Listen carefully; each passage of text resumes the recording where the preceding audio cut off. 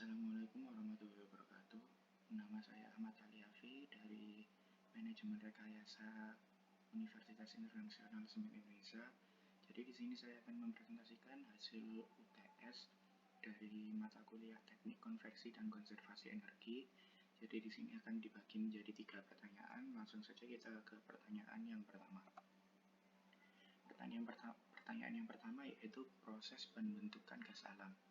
Jadi dari hasil proses alami berupa hidrokarbon yang dalam kondisi tekanan dan temperatur atmosfer berupa fase gas yang diperoleh dari proses penambangan minyak dan gas alam.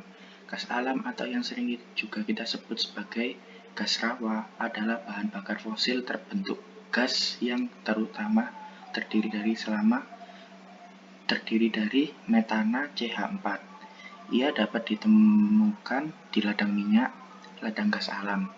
Mirip dengan minyak mentah dan batu bara, gas alam adalah bahan bakar fosil yang berasal dari sisa-sisa tanaman, hewan, dan mikroorganisme yang tersimpan di bawah tanah selama jutaan tahun. Namun, tidak seperti bahan-bahan bakar fosil lainnya, gas alam adalah salah satu sumber energi yang paling bersih, memiliki intensitas karbon yang rendah, teraman, dan paling berguna dibanding semua sumber energi yang lain. Dari sini saya mengambil referensi dari jurnal dari milik Junaidi dengan judul Mencari Landasan Hukum Pembentukan Badan Penyangga atau Agregator Gas Alam dari jurnal Fakultas Hukum Universitas Gadjah Mada, Yogyakarta. Untuk dari pembentukannya sendiri dibagi menjadi 2, yaitu proses biologis. Proses yang pertama adalah proses biologis. Proses ini mulanya terjadi karena adanya dekomposit zat organik yang dibentuk oleh mikroba anaerobik. Mikroba anaerobik mampu bertahan pada lingkungan dengan kandungan sulfur yang tinggi dan mampu hidup tanpa oksigen. Proses ini terbentuk kedalaman 760 hingga 4880 meter. Namun, pada kedalaman di bawah 2900 meter akan terbentuk gas yang mengandung cairan hidrokarbon. Proses pembentukan gas secara biologis menempati 20% dari keseluruhan cadangan gas di bumi. Untuk yang kedua yaitu proses termal. Minyak bumi akan mengalami ketidakstabilan pada kedalaman 4880 meter sehingga bahan utama hidrokarbon berubah menjadi gas metan yang terbentuk melalui hasil cracking cairan hidrokarbon di sekitarnya. Dari 2 proses ini saya dapatkan dari situs yaitu ecosystem.co.id Analyze gas alam. Untuk yang kedua yaitu dampak pemanasan global terhadap cuaca. Jadi untuk yang pertama yaitu efek perubahan iklim yang tidak sama di semua tempat. Misalnya tidak semua populasi penduduk ini mengalami banjir di daerah pantai. Banjir karena serangan badai telah mengancam 50 juta penduduk setiap tahunnya. Apabila permukaan air laut naik setinggi setengah meter, maka angka ini dapat meningkat 2 kalinya. Hasil dari penelitian para ahli menunjukkan bahwa gletser Greenland telah mencair dalam waktu yang lebih singkat dibandingkan tahun-tahun sebelumnya. Hal ini akan membahayakan bagi masyarakat yang tinggal di daerah pantai yang rendah. Sebagai contoh, jika permukaan air laut naik setinggi 1 meter, hal ini berdampak 1% dari tanah di Mesir, 6% di Netherlands, dan 17,5% tanah di Bangladesh akan tertutup air, serta hanya 20% tanah di Pulau Marshall yang terletak di atas permukaan air. Efek lain dari kesehatan manusia tidak didistribusikan secara merata. Efek pemanasan global terhadap lingkungan dan kesehatan tidak hanya karena distribusi yang tidak merata, melainkan juga tergantung dari kemampuan masing-masing negara yang terkena dampak untuk menangani perubahan tersebut. Jadi untuk dampak pemanasan global ini saya ambil dari jurnal Swejajadi tahun 2007 dengan judul Perubahan Iklim Global, Kesehatan Manusia, dan Pembangunan Berkelanjutan. Di sini saya ambil jurnal Kesehatan Lingkungan dari Universitas Airlangga. Untuk dampak-dampak iklim dan cuaca sendiri, untuk di cuaca menjadi tidak menentu. Seperti yang kita tahu bahwa kalau kita ambil contoh di Gresik sendiri, yang seharusnya musim penghujan itu berada di kisaran bulan-bulan awal akhir-akhir Desember sampai Januari, kini telah bergeser sampai ke Maret hingga April. Seperti itu. Untuk yang kedua yaitu musim datang tidak sesuai dengan masanya. Seperti yang saat ini sedang kita alami di bulan April ini, kita memasuki musim pancaroba yang dimana kadang-kadang tiba-tiba hujan, kadang juga tiba-tiba panas. Untuk yang selanjutnya yaitu iklim atau cuaca menjadi terasa lebih panas karena di sini posisi kita di Gresik yaitu kan posisi yang sebenarnya sudah memasuki musim kemarau.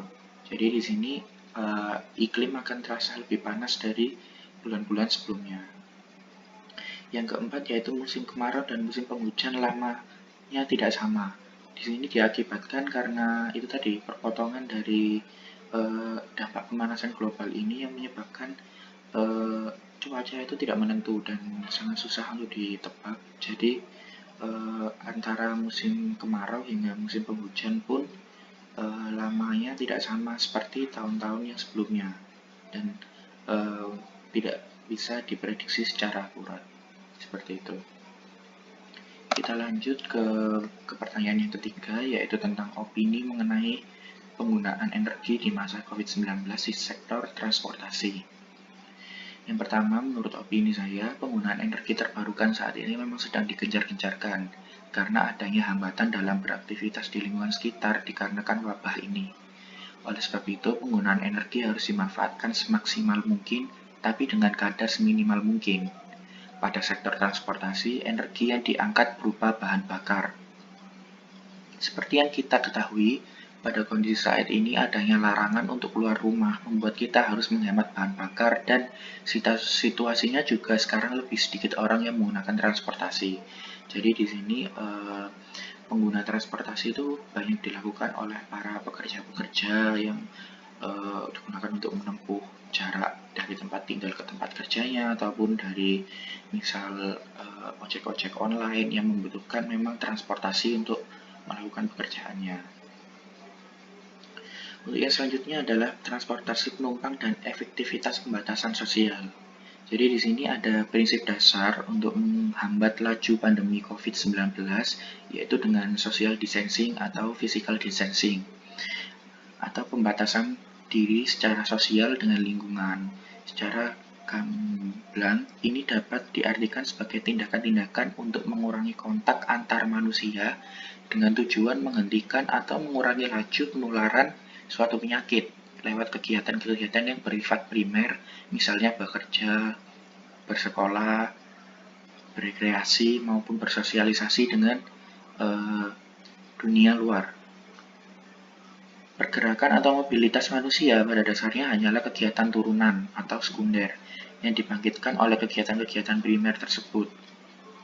Moda transportasi, terutama angkutan penumpang, memang memiliki potensi untuk memiliki vektor penularan COVID-19 ini. Namun, pengurangan frekuensi pelayanan angkutan umum yang coba dilakukan pemerintah daerah Jakarta adalah salah contoh kegiatan konvensional yang biasa dilakukan di sekitar transportasi untuk menghadapi pandemi dengan tujuan mengurangi mobilitas atau arus pergerakan manusia. Penetapan kebijakan yang efektif seharusnya berfokus pada peniadaan kegiatan-kegiatan primer yang berpotensi membangkitkan perjalanan dan bukan pembatasan perjalanan itu sendiri. Beberapa penelitian terbaru terkait pandemi COVID-19 menemukan bahwa batasan arus pergerakan orang seperti yang coba diterapkan pemerintah Provinsi Jakarta tidak efektif dalam menurunkan waktu menghentikan pertumbuhan jumlah kasus secara signifikan. Jadi di sini usaha yang telah dilakukan yaitu adalah pembatasan di sektor transportasi umum. Ternyata dari sektor ini pun tidak memberikan pengaruh yang signifikan terhadap laju pertumbuhan atau penularan COVID-19 ini di Indonesia ataupun khususnya di daerah Provinsi Jakarta. Untuk salah satu adalah penelitian tim gabungan yang dilakukan Matteo Chinazi dari Northeastern University di Boston, Amerika Serikat. Beliau menemukan bahwa penutupan total arus pergerakan manusia lewat segala moda angkutan dari kota Wuhan, di mana kasus COVID-19 ini pertama kali ditemukan, ke daerah-daerah lainnya di Cina hanya menyebabkan penundaan pencapaian puncak pandemi di negara tersebut sekitar 3-5 hari saja. Jadi untuk yang kita tahu dengan kata-kata lockdown sebenarnya itu efektif untuk mencegah saja atau untuk memperpanjang masa dari virus itu menular dari manusia satu ke manusia lainnya, tapi tidak menutup kemungkinan untuk bisa tertular seperti itu. Terus untuk yang selanjutnya ya ini opini tentang kondisi penggunaan energi sebelum dan sesudah kondisi saat ini atau sesudah ketika kondisi COVID-19 ini tetap berlangsung. Itu dimana untuk kondisi yang sebelumnya di sini ketersediaan energi cenderung lebih banyak karena di sini mungkin kegiatan-kegiatan seperti bekerja maupun yang lain-lain itu masih dilakukan secara massal ya atau terbuka. Nah, di sini kenapa cenderung lebih banyak itu dikarenakan aktivitas keseharian yang tidak luput dari penggunaan energi. Akan tetapi produksi dari energi ini sendiri juga dilakukan dalam skala yang besar. Jadi konsumsinya besar, produksi energinya sendiri juga besar seperti itu. Dan untuk kondisi sekarang ini, dengan adanya kondisi seperti saat ini, physical distancing dan WFH, work from home, penggunaan energi di sektor bahan bakar menjadi menurun. Hal ini di sektor bahan bakar ya, menjadi lebih menurun. Alasannya kenapa?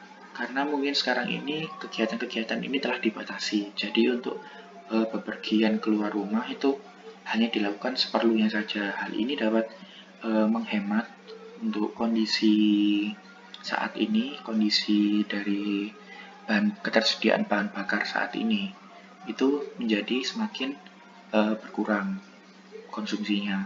Akan tetapi kegiatan-kegiatan lain yang menggunakan sektor seperti listrik maupun kegiatan-kegiatan lain yang membutuhkan banyak energi di rumah juga semakin bertambah karena kita kan sistemnya work from home. Ya, jadi bekerja dari rumah sehingga kita lebih banyak menghabiskan konsumsi energi yang ada di rumah. Tapi sisi positifnya yaitu untuk konsumsi energi yang ada misal di kantor-kantor itu menjadi berkurang karena kan kantornya kalau kosong kan alat-alat seperti alat elektronik komputer ataupun pendingin ruangan ataupun lampu-lampu itu kan juga ikut dimatikan ya, jadi itu lumayan bisa mengurangi penggunaan energi di sektor listrik ini sendiri. Oke, sekian, terima kasih presentasi dari saya.